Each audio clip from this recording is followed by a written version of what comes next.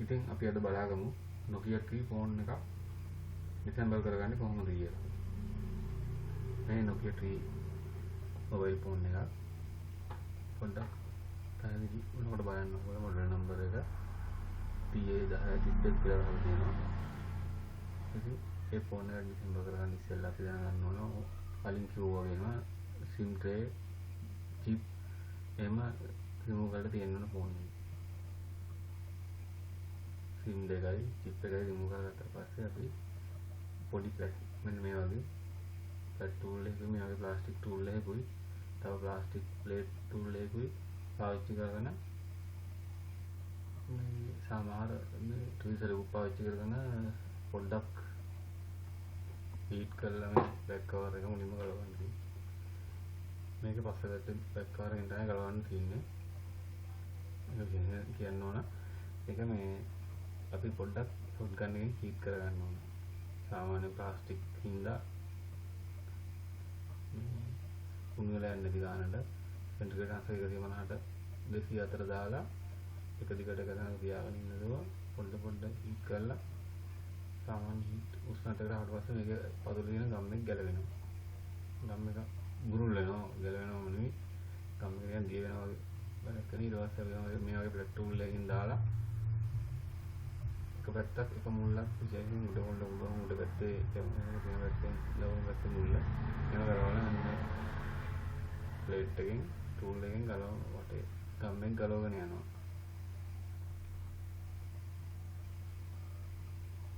මේ පරිස්සමෙන් ගම්මෙන් ගලවගෙන ඊට පස්සේ මේ ටූල් එක දාලා බෑක් කවර් එක වෙන් කරගන්න. ඊට පස්සේ බලන්න පේනවා ඇති ෆෝන් එකේ බෑක් සයිඩ් එක and keypad තියෙනවා බැටරිය තියෙනවා. ඉතින් අපි මල් නියනක් පොඩි පාවිච්චි කරලා මේ අන ටික ඔක්කොම එකින් එකට ගලව ගන්නවා.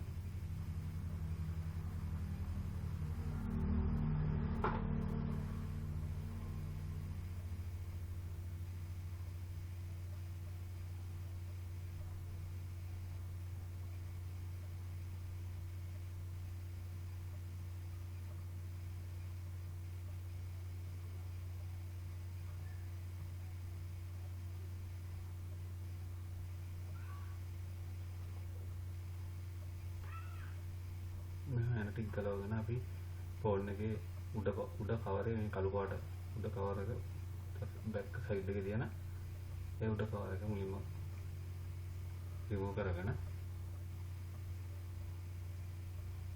ඊට මේ අපි අන්තිමට මෙන්න මේන්නේ ගලව ගන්න ඕන. ඒක පොඩ්ඩක් උස්සන්න අමාරු වෙනවා. ඒකට ට්විස්ටර් එකක් දාලා අපි ගලවන්නේ බුරු කරලි කරලා සමහරකට ඒ වගේ යන උඩට ගන්න බැරුණොත් අපි ට්විස්ටර් එකක් දාලා ගලව ගන්න ඕන. එන්නේ වන්න ගන්න ඕන. ඊට පස්සේ පැඩ් නියනෙන් හිමීට බෑක් කවර් එක උස්සලා මේ ආකාරයට ෆෝන් එකෙන් ගලවගත්තා. වෙන් කරගත්තා. ඊට මේ තියෙන්නේ ෆෝන් එකේ මදර්බෝඩ් එක. මේ බැටරි කනෙක්ටර් එක වන්නනවා. මේ වගේ ටූල් එක දාලා පරීක්ෂණයෙන් බැටරි කනෙක්ටර් වන්න ගන්නවා. රිබන් කැඩේවි. ඒකින්ද බැටරියත් මේ ආකාරයෙන් වන්නගත හැකි ඕන පෙවන හරි. මේ Nokia බැටරිය ඊට පස්සේ ඩිස්ප්ලේ එක ඉවරන එකයි බෑක් පැනල් එකේ යට තියෙන පැනල් එකක් තියෙනවා charging පැනල් එක ඒකේ ඉවරන එකයි අයින් කරලා power switch එකේ ඉවරන හැදෙන මේ ආකාරයට පරිස්සමෙන් බෝඩ් එකෙන් වෙන් කරගන්න. ඊට පස්සේ ඇන්ටනා කනෙක්ටර් එක වෙන් කරගෙන පරිස්සමෙන්ම ඒවා බොහොම පරිස්සමෙන් වෙන් කරගන්නවා. ඇන්ටනා කනෙක්ටර් එහෙම නිකම්ම කඩලා යන්න පුළුවන්. කැමරා කියලා මදර්බෝඩ් එක වෙන් කරගන්න එක ලේසි. මදර්බෝඩ් එක ගලවන්න ඉස්සෙල්ලා මිල්ල ඔසෙන් ගලවන්න ප්‍රථම මේ ගලවන්න කැමරා එක ගලවන්න එක.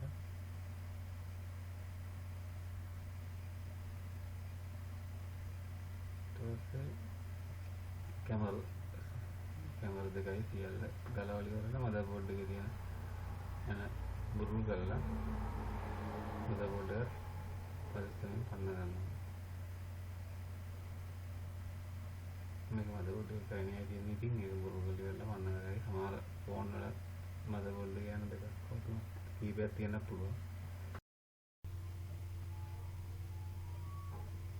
දැන් යට පැනල් එක මේ ෆෝන් එකේ තියෙන යට පැනල් එකක් තියෙනවා මේ charging සහ අනිකුත් කොටස් ඉවන් එක සම්බන්ධ වෙන ඩිස්ප්ලේ එකේම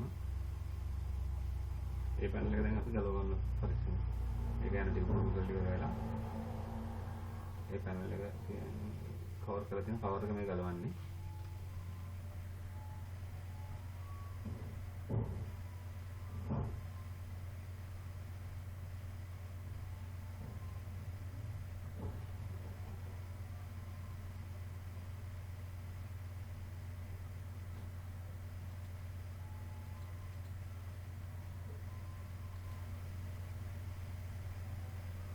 මේ ප්ලේට් ටූල් එකෙන් පොඩි කවර් කැලක් පැත්තකින් උස්සලා මේ ආකාරයට අන්න ගන්නවා.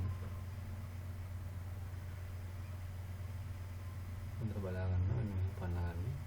මේක තමයි ප්ලාස්ටික් කවර් කැලක් වල පාට. ඊට පස්සේ ඇන්ටනා කනෙක්ටර් ඒ උඩ බෝල්ට් එකකින් යන ඇන්ටනාවේ වයර් එක. යට ඇන්ටනාවට සම්බන්ධ වෙන්නේ ෆෝන් එකේ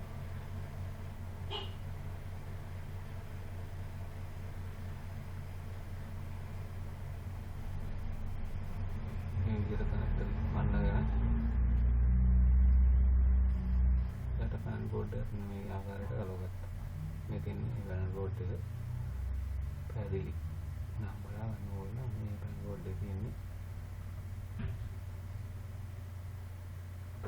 මේක මයික් charging pin ඔයාලට පේනවා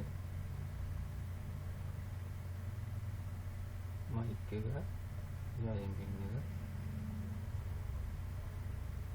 charging pin එක විතරයි බෝඩ් එක සයි වෙලා තියෙන්නේ. ඔයාලට charging pin එක පස්සේ තියෙනවා නම් remove කරගන්න මේ බෝඩ් එකේ අරගෙන charging pin එක පස්සේ pin එක දාගන්න පුළුවන්. මම ඉස්සරහට charging pin එක remove කරන විදිහට මේ වගේ ෆෝන් විශේෂයෙන් මේ වගේ ෆෝන් එකක් තවත් ෆෝන් වලට කියලා දෙන්න.